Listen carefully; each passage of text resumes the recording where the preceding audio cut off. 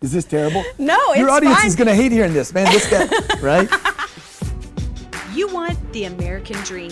You want the life, the liberty, the happiness. But until you get there, until you achieve your goals and make your dreams come true, you know what you have. You have the journey, the hustle, the climb. I'm Kelsey Humphreys, and this is The Pursuit, where I interview the best of the best in person on their home turf about how they got started, how they got to where they are today, and what you can learn from them about success. Prepare to be inspired, equipped, motivated, encouraged, and have a lot of fun. 5, 4. Kelsey, are you ready? I'm ready. Thank you for joining me for another episode of The Pursuit. I'm here with Grant Cardone in Miami Beach. If you don't know who he is, I'm not sure what's wrong with you, but I will go ahead and tell you a little bit about Grant. He is the author of 5 sales and business books, including the New York Times bestseller, If You're Not First, You're Last, and the award-winning Sell or Be Sold. He is the creator of customized sales training programs for Fortune 500 companies such as Google, Northwestern Mutual, Ally Bank, Morgan Stanley, and tons of others. And of course, he helps other small businesses and entrepreneurs. He offers practical insights on sales, marketing, branding, entrepreneurship. You've seen him everywhere. He's on Fox News, he's on Fox Business, CNBC, MSNBC, Entrepreneur, Forbes, Huffington Post, all of it. And rightfully so. Thank you so much for letting us come today. Thank you, Kelsey. Thanks for being here. Well, I love to start at the beginning with my guests. Yeah. And so for you, for those of you who don't know, your father died when you were young, then your brother died, and you kind of had a rough... She knows all about me. I try to provide something new and different since you've been interviewed like a bazillion times. And so you had a rough patch and you got into drugs. Yeah. And then at 25, you said you made the decision to get clean, to clean up your life and change directions. What led to that decision? A friend of mine that was a family priest, his name's Charles Dubois, came to me basically and said, hey, we're going to treatment. And he had an alcohol problem. This guy had a terrible drinking problem. I know because I used to drink with him. and it looked like it worked for him. And so I went off to treatment and spent 28 days without any drugs. And I was like, man, maybe I can do this. And then when I came home, I didn't have anything to do because I had this 4 or 5 hours every day that I had been wasting on chemicals. Right. And I'm like, I was terrified because I was scared of downtime. Downtime was always, I discovered when I was in this treatment center that downtime was always really the culprit of my problems. If I wasn't busy, I would get in trouble. Yeah. So when I came home, I'm like, I need to throw myself into something. I have to become a junkie about something. And everybody's like, no, don't do that, right? And I'm like, no, dude, I need to throw myself completely into something. And I was in sales. It was the only thing I could throw myself into, but I hated it. So I had this, this problem with it. I didn't like it. I'm like, oh, maybe I don't like it because I'm no good at it, And I threw myself into it. I invested $3,000 in a guy's program. His name was Jackie Cooper. I listened to everything the guy did, and then I listened to Zig and anybody that taught anything about sales, motivation, business, I would listen to. And literally in 60 days, everything was different. My money was different, my career was different, my self-esteem was different. So explain how you went from a salesman who was in it and hated it to then, you moved on and became self-employed, and then you were speaking about sales and you're like a sales expert. So that's what, 20 years in between or 10 years? Yeah, no, there was maybe 25. By the time I'm 26, I'm the top 1% of all salespeople in the auto industry. I didn't really know what that meant, but it was important to me that I was very good at what I was doing now. Now I was in. I went from hating a job in car sales. I remember going out with this girl and she said, what do you do? And I said, I'm a car salesman. And she got that look on her face like, oh my God, that's worse than a man. I mean, and I had this terrible thing. I'm like, okay, I'm going to get great at it. I started studying sales every day. I started recording interviews. Like literally, you'd come in to buy a car from me, and I hired my mom. My mom was 70 years old at the time, and I hired my mom, and I said, you sit over there and you take notes. Really? And watch her. Watch when I lose her. Watch what happens, and we're going to debrief at the end of the deal. And I'm going to see what's working and what's not. I'm recording myself, videoing myself. I'm using every little piece of technology 30 years ago I can to find out what am I doing right, what am I doing wrong. And what I was doing, I didn't know it then, but I was basically codifying sales. I was learning. What does it mean when I say I'm going to think about it? When is that real? When is it not? What does it mean when it says the price is too high? When's that real? When is not? And I started codifying and writing, taking notes, keeping all this information. I didn't know this would happen, but 5 years later, I'm out on the road knocking on doors, selling a new way to sell things. Oh, selling how to sell things. Because Okay, basically I discovered that the way things were built in sales, particularly in your space with people at Entrepreneur and Success Magazine watching this, the sales space has not changed in 50 years. It's like planes. Planes haven't changed, cars haven't changed, houses have not changed, okay? Sales didn't change. It was all Tom Hopkins, Brian Tracy. These guys were all mentors of mine. I really respect them, but what happened was their sale, the way they sold, was long, drawn out, a little bit manipulative, not to put anybody down or say anything, but you know. And so I started looking at ways to change that sales process and pulled it off, had this idea that what I taught was more duplicatable. People could learn it better, and went around the country and sold it. And that's when I really learned how to sell, was when I was selling. Okay. And so tell us about, when did real estate get involved? Like, just kind of go through the timeline of real estate wouldn't get involved. I mean, most people don't even know what I do in real estate, but you know, my accountant last year said, why do you do any of this other stuff that you do, these books? Like, he saw the books as income and he sees the real estate as income. He's like, oh, I don't even know why you do this other stuff. I said, because I help people. Let's talk about when you started working for yourself, Yeah. because you know most small businesses fail in the first few years, 1 to 3 years. Yeah. That most don't make it. Yeah, I mean, there's a lot of different numbers out there about that. Like 50% of all businesses fail after by 7 years. The truth is, they were failing in the first 6 months. Okay, what do you think they did wrong? They don't know how to sell anything. I mean, you go to Harvard, Yale, or MIT, they're gonna, if you do studies, oh, the reason they were undercapitalized. Okay, look, this is completely ridiculous what they're telling you. Okay, you don't capitalize a business and then run out of money. That's not how you do a business, right? This is how Wall Street does a business. They rip people off. They basically go, most companies developed by Wall Street or in Silicon Valley are complete rip-offs of the investors. You hear about the Netflix that made it. It might not still make it. It's still a negative cash flow business because they don't know how to sell their products fast enough, in quantities big enough, and at prices high enough to basically fund the future. So businesses fail for one reason and one reason only, because you can't sell your products fast enough, in quantities great enough, and at prices high enough to sustain the business. Thus, Harvard says, oh, they ran out of capital. Yeah.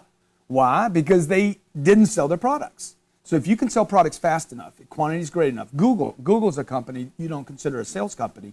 Google sells products in quantities that are giant. It profits margins that are high enough. Right. In fact, Google, if you Google Google and the 10X rule, okay?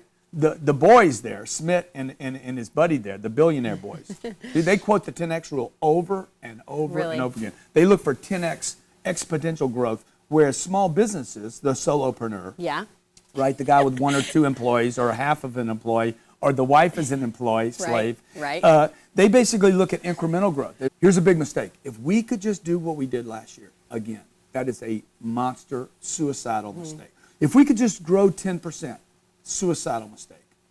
You need monster growth at some point in order to scale and have enough money to actually get your name known. So can you give us an example of how, like, let's say you're a speaker. You make $50,000 a year. Bad idea, being a speaker. Terrible idea. Okay, pick something else. Because you're selling time. I'm telling you, because you're selling time. Okay. And I'm just talking from, when I talk about the solopreneur, I talk about speaking. I'm talking, or training. Like, I made a lot of money in sales training. It is a bad business.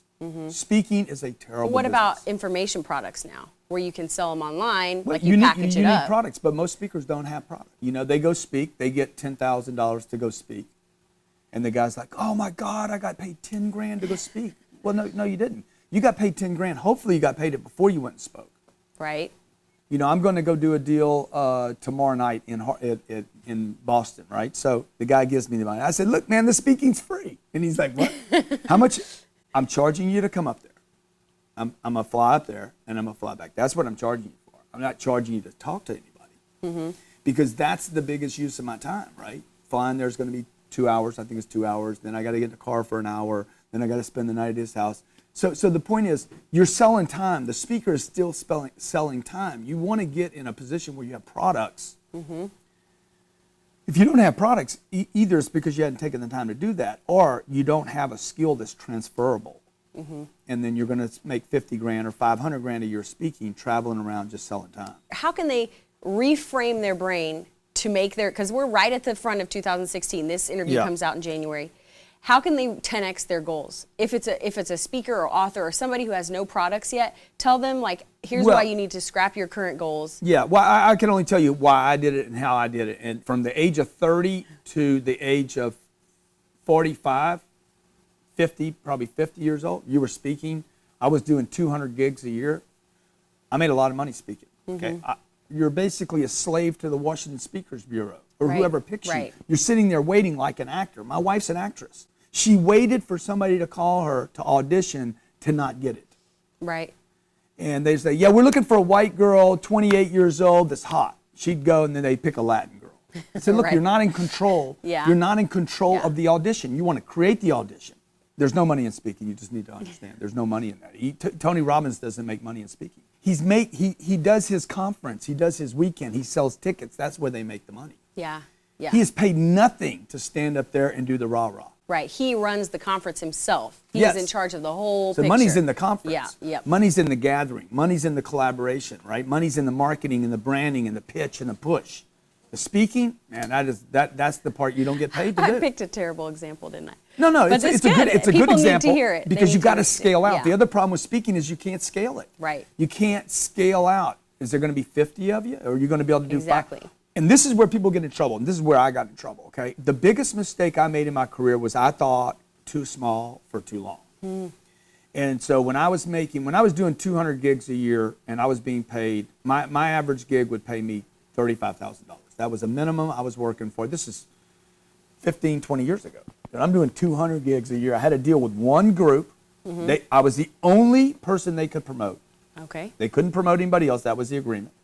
The minimum was 35 grand, and I got a percentage of the gate. It wasn't scalable. Right. Okay, my life sucked. I was never home. I was on a plane. I was bragging because I got upgraded to first class. Oh my God, I got upgraded. Dude, if you're bragging about getting upgraded, you don't have a business. You're a slave to Delta. Is this terrible? No, it's Your audience fine. is going to hate hearing this, man. This guy, right?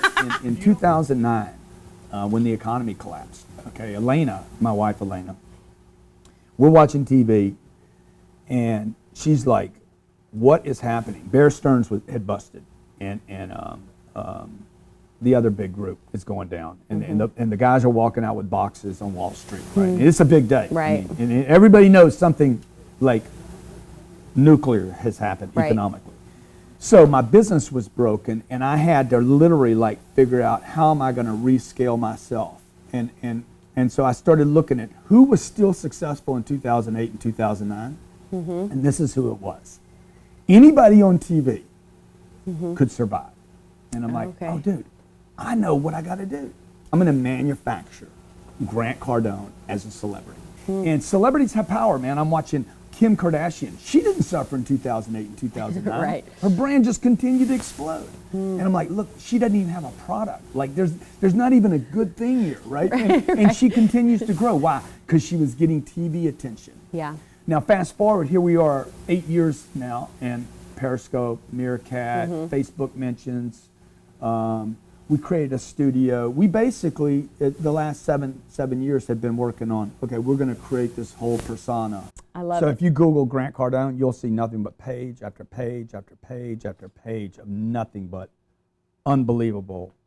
And I'll just tell you a story about it, okay? A guy came to me about 6 years ago and said, you need reputation management. You got some bad stuff on you about Google. I said, dude, I hope so. I'm like, you can't be this public and not have something bad said about you. Otherwise, nobody's talking about you. And so I'd rather see something bad about somebody than see nothing about somebody. So what I did, he wanted to go in there and remove that. I said, no, we're not removing anything, dude. I need to start planting trees in my park.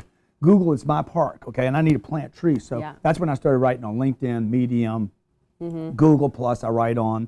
So when you Google me, you'll just see nothing but that's us. That's not a company. That's us doing that internally. Would you say that's like the first step or the start to be, how do you celebritize yourself? If someone watching was like. You got to decide, number one, I'm going to become a celebrity in my space. We basically took my picture, put it in the middle of the board. That's Grant. What can Grant write about? You know, everything that I'm an expert on. Oh, I'm a father, I'm a husband, I'm an author. I worked from home before. I rode a motorcycle across Italy. Like, I just started writing down every accomplishment in my life. Oh, I graduated from high school, graduated from college. I can write about college. I got an accounting degree. I can write about that. I own real estate. I bought a home before, sold a home before. Anything and everything that I've accomplished, right? And so those are things I can write about. Sales, closing. And then it started getting into little sales, closing, objection handling, follow-up. And then we started expanding. Oh, I know how to grow a Facebook page. Anything and everything. Oh, I know what to do on Twitter. So those become things I can write about. That is awesome advice. Yeah. Okay, let's go back. Now, if anyone looks you up and checks you out, they can go to your YouTube page, and it says Day in the Life is the featured video, so you know I'm watching it, and I'm like, dang. Because it's like super legit. I mean, you're on your jet, and then you're going to New York, and you do like 8,000 things. You drink a lot of coffee, or maybe it's tea. Can somebody grab me that one over there? Is it 4 times a month that your day is really like that? No, it's anytime I go out. So if I go out, I mean, it's like that when I come here. I get here at, I mean, when we travel, it's definitely more intense, right, Robert? Yeah. It's a lot more intense. So, tomorrow night, we'll get on a plane. Right now, it's scheduled that I leave here at 1:30 or something like that. We get into Boston at 4:30. But what'll probably happen is I'll probably, today, come to my senses and say, why are we leaving at 1:30, dude? Let's freaking stack some business on top of this gig where this guy's paying me to talk for an hour. And why don't we go into Boston or Pennsylvania or New Jersey or somewhere beforehand, stop in, go see a bunch of people, and see if we can make this thing really work. So rather than me making, 40 grand in a day, maybe I can make 400. Tell us what your average day was like in your 20s or your 30s. What is the hustle really look like? When I'm 25 years old, I wake up, when I got my game together. Okay, I mean, the truth is, when I was doing drugs, I was doing 20-hour days. So when I decided to be a good car salesman or a great car salesman, I'm like, okay, well, I'm going to get there at 6 o'clock in the morning. I'm going to get there 2 hours before everybody else. I'm going to stay there till midnight. And that's what I did. I mean, I worked Sundays. There was a blue law in Louisiana, and I went to the lot on Sundays. It was against the law to sell a car on a Sunday, but it wasn't against the law to meet people. So it didn't matter whether it was raining, it was ice, dude, I wanted to get my game on, okay? Is that crazy? Is it, it's too much work? Okay, well, for me, it's work watching a football game for 3 hours. That's a 60-minute game. I don't have any payoff. There's no payoff for me. Is it work? I think it's work to not do it. I mean, to me, it's work not to win. Right. And I think the problem is so many people just don't have enough experience at winning. Why does Beyonce and Jay-Z still hump? Why do they still work concerts? Right. Why do they still hump the road and work the road? And why are they still out there banging? Why did Johnny Carson work so long? Why did Jay Leno work long beyond? He's got freaking 50 or 60 cars, antique cars. Why? Why not, man? Work makes people feel good. And so I think in our age, work has gotten this terrible, job means just above broke or just over broke, or work is somehow bad. And Tim Ferriss writes a 4-hour work week, which I love the concept. I wish I would have written the book, because, man, that'd have been freaking awesome, okay? Great brand. But nobody does 4-hour work weeks, man. It's ridiculous. You guys that are doing 30, 40-hour weeks, I remember when I worked part-time. I hated it, man. 80 hours, 120 hours, man. It's more fun if you're doing what you're supposed to be doing in your life. Yeah. And if you're making money. If you're not making any money, none of it's going to be any fun. We had some viewer questions I want to kind of pepper in here, and one kind of goes with talking about your motivation. Brandon and Bruno both wanted to know about how you stay motivated, and obviously for you, you love the work. But for someone who is just starting out, how do they get themselves motivated at the beginning? Well, you got to show up. I mean, in the beginning, I just had to show up, even when I didn't have faith. I had to show up this morning. I didn't want to come to work today. You didn't? No. Woke up, I'm like, man. That's comforting to me that there are days that you don't Sabrina's want to do it. laying next to me, and she's like, I don't want to do drama class, and I'm playing games with her, and we're making up words, everything that starts with an S, and I'm like, man, I'd just like to stay here and just hang out with her. Yeah. Not even have her go to school today, and we'll go fish for a little while, and then I'm like, okay, put your feet on the floor, dude, go take the shower, go do the deal. Dude, show up. Even if your eyes are bleeding, even if you don't know what to do, keep it simple. Show up. Okay, show up, something will happen, and just do the simple things. And for me, the simple things are always this. Call a customer. Okay. Call somebody you want to be a customer. Call somebody you need to meet. Call me. Call somebody that will support you. And then get a infrastructure around you. That's why I think it's so hard for the solopreneur. Yeah. And people are like, oh, bigger's not better, and I'm better off by myself. You are not better off by yourself. It is absolutely impossible to live on planet Earth as one person, try to communicate to 7 billion, and think you're going to stay in the game. You're not. It's impossible. So you solopreneurs out there, your business model that you created is already broken, thinking I'm going to be by myself and do it by myself. And the proof is in the pudding, because there's 28 million small businesses in America. 22 million of them break even or lose money. Those 22 million all have one thing in common: no employees, no support. What about rest and rejuvenation? I get 8 hours of Do you sleep every day. vacation? Yeah, I mean. You probably don't vacation very well. No, I do. Because you don't like to. No, relax. I've never been on a vacation that I didn't cut short. But I make them all long too. Yeah. We had a question from Brad, and he wanted to know about what is an example of a big failure you had, like a specific example, and how you Oh my God, there's bounced so back. many. There's so many. I mean, I had this huge situation that happened where I got this big lawsuit because I didn't check into these guys, and they sued me for $60 million, and Whoa. it was completely, unwarranted lawsuit. But that's what you can do in this country now. You can sue people for almost anything. I'm gonna sue Robert today. And Tyler had a question, which I think is great, and he asked, Who are these people? by These the way? are your Twitter followers. Oh, Remember, okay. you retweeted, because I said, what am I okay. going to ask Grant? Okay, got so it, I got it, pulled got it, from your got it. people. Okay. And he asked, what is your finish line? Do you have a finish line out there? Yeah, my finish line is hopefully my finish line is 100 years from now. I see what you're What's saying. Walt Disney's finish line? What's Steve Jobs' finish line? I mean, we're talking about Steve Jobs more today than we talked about him when he was alive. We're talking Yeah. about Walt Disney more today than we were talking about him when Yeah. he was alive. So, I mean, if you want to know what the finish line really should be, everybody's goal should be set up on 100 years, 300 years, 500 years. So someone finds you 500 years from now. Yeah. What is your Great legacy to question, them? man. Dude, that guy helped me. That guy helped me. That guy helped me simplify business. That guy helped me simplify life. That guy helped me, made it all right for me to be me. Awesome. Yeah. Awesome answers. Okay, my last question I love to ask everyone, because so many people, all those people on Periscope watching right now, are super jelly that I get to sit here with you and Oh, are pick your they? brain. Oh yeah, Oh, that's awesome. they really want to be here. And so I want to know, let's say someone out there is struggling, or they're at the very beginning, or they're super discouraged, and they're particularly, in sales and business, they're an entrepreneur at any different stage, but specifically, they're discouraged and they're disheartened. What's your number one piece of advice for them? Man, I mean, you got to get rid of the people that are doing this to you. This discouragement does not happen by itself. It is not. Things are held down. You're not meant to be held down. If you're not bouncing, okay, there's somebody in your life that is holding you down. Okay, so. And what about the person who's at the very beginning, just launched their business or just Yeah. quit their job? Number one piece of advice for them. You just quit your job? Yeah, because they got a big contract, or they got something so they're on their own now. You're on your own. Yeah, you need to think way bigger than you're thinking. Okay, well, What are we giving away?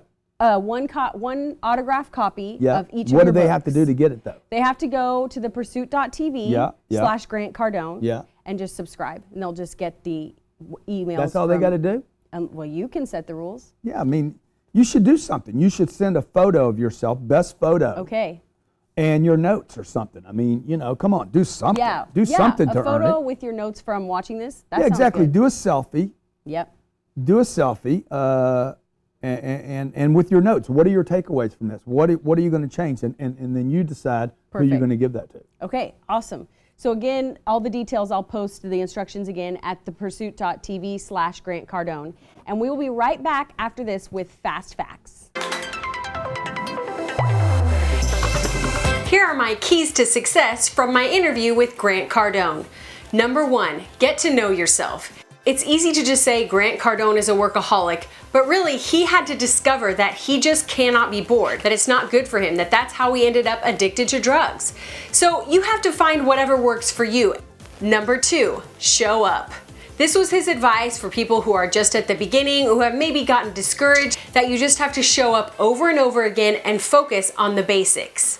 Number 3, he believes that anyone should know how to sell, but especially if you're a business owner. And you may think, well, some people are just good at sales. Well, that might be true, but the way he became a master was drills. Sales drill after sales drill, cold call after cold call, practice, practice, practice. That's how he became the master. Number 4, think bigger. Grant Cardone is so obsessed with exponential growth that he actually wrote a book on the topic, The 10X Rule. But it goes beyond materialism or greed or just wanting success. The phrase he said most to me was to take care of his family. Now, he might have higher standards than you and I, since for him that includes a family jet. But what he means is it's going to take more than you think to live comfortably the rest of your life. And by comfortably, he means take care of your family and weather any economic dropout that might happen. So most people, he believes, underestimate how much that's going to take. He also believes that people grossly underestimate their potential to achieve success. Number 5, focus on your legacy. When I asked him, Grant, what is the finish line for you? He said that there wasn't one. Instead, he's focused on what people are going to think when they come in contact with his content 100 years from now or 500 years from now. And for him, that all comes down to helping people. Facts. So the rules on this are just try and answer as quick as you can. Okay. So some of them are yes or no questions or preference questions. Sure. I like this game. Okay. What is the current wallpaper on your cell phone? I don't think I have one. Yeah, Like it's stock a picture background? of me and my wife. You and your wife. And I got okay. a cigar in my mouth, and we're looking really gangster. Gangster. What is the last thing you Googled? The last thing I Googled, interesting, what would that have been? Probably my name. That's Probably my name, because fantastic. I control my reputation extremely well. Chocolate or vanilla? Scrabble or charades? Scrabble. Interesting choice. What is one word you're guilty of saying too often? One word? Probably that. Last person that called or texted you? Last person that called or texted me? John Hamlin texted me this morning. What's the last awkward situation you were in? Last awkward situation I was in, Robert, what was it, man? I was putting a 9mm on my plane. Okay, that and sounds finding awkward. a good place to store it, and then I brought in a Glock and found another place to put that, and I'm trying to figure out where to put the AR-15. Oh my word. And I ran out of space. If you had a hobby, what would it be? If I had a hobby, what would it be? Golf. Okay. Last vacation you took? Last vacation I took, I think I went to Italy last year. Yeah. One bad habit you have? Cigars. Early bird or night owl? I'd rather be an early bird. Are you are you both? Well, I mean, I can stay up late at night, but I'd rather, my favorite time of the day is in the morning. Winter or summer? Summer. Wine or beer? Wine. Pancakes or waffles? Pancakes. Guilty pleasure TV show? Guilty pleasure TV show. My favorite. Let's see. I don't know. Scandal. I like Scandal. Oh, I love Scandal. It got old at the end, but Favorite snack? peanut butter. Favorite cereal? Granola. Big chunks of granola. Favorite music right now? What's your jam? I like Kanye and Jay-Z. Jay-Z. And lastly, biggest pet peeve? Biggest pet peeve is probably this. My personal about me or Well, about no, others? just like someone smacking their gum or like what random pet peeve? Dude, I don't know. So many. Average, man. Average. I hate average. Okay, that's a good answer. Yeah. Hate average. Well, thank you so much. We can't thank you enough for squeezing us in. You're I know awesome, a buddy. busy You're man. awesome. Appreciate it. Great job on the interview. You do an awesome job. Thank you. I appreciate Yeah, that. yeah. So tell people where they can find you. Best place. Just Google Grant Cardone. You can find me. As he said, you can find him everywhere. Yeah. Grant I mean, if you're going to go to a place to find, to watch me or something, Grant Cardone TV is where we do live shows every week, and then Cardone University. Cardone University is the best product I've created in my life was our university. Okay, well, go to those places to get more from him because he has just so much knowledge, which you shared with us today, and so much more if you go to his sites. And then for the show notes for this entire transcript and about the giveaway, that's thepursuit.tv/Grant Cardone. So I'm Kelsey Humphreys here with Grant Cardone, and this has You're been... awesome, huh? Give her a big hand, guys. Come on. Thank you. Oh, that's the first time that's happened. Thanks. And this has been The Pursuit.